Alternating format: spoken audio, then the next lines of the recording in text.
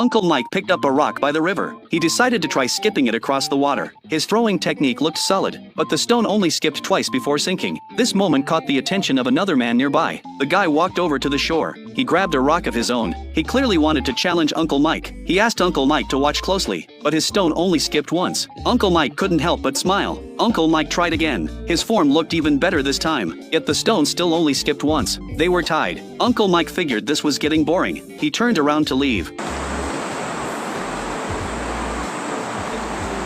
But the other guy wasn't done yet. He picked up a bunch of rocks and kept practicing. It turned out this guy owned a restaurant nearby. He'd stepped out to pick up supplies and decided to mess around by the river for a bit. When he got back to his shop, a familiar face was standing at the door. It was the same guy from the river. Uncle Mike had actually been hesitating outside this Chinese restaurant for quite a while before coming in. The boss didn't recognize him at all, even though they'd just been rivals by the water. His hunger kicked in suddenly. He hadn't felt it before, but now his stomach was growling, so he figured he might as well eat here. The place was small, just 5 tables total.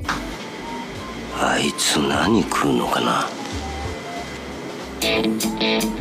さて、何でいこう。 Uncle Mike ordered fried rice and added 2 spring rolls on the side. The owner was in the kitchen constantly stirring. Not long after, the food arrived at his table. The spring rolls were filled with scallop meat. The exterior was fried golden and crispy. It looked absolutely delicious. Uncle Mike picked one up, dipped it in some salt and pepper, and took a bite. The taste really hit the spot. The fried rice came with shrimp, and there was plenty of it. Shrimp covered the whole top layer. He scooped up a spoonful. The more he ate, the more he wanted. After eating so much fried rice, he washed it down with some egg drop soup. Halfway through eating, Uncle Mike suddenly realized this wouldn't be enough to fill him up, so he ordered half a portion of chicken noodles. Once the fried rice and spring rolls were gone, the chicken noodles arrived right on time. Uncle Mike decided to add a zongzi to the order. The chicken looked pale in color, but it was actually made with char siu style. The texture was surprisingly tender. As for that zongzi, he wasn't sure what leaves wrapped the outside. To Uncle Mike it smelled like lotus leaf.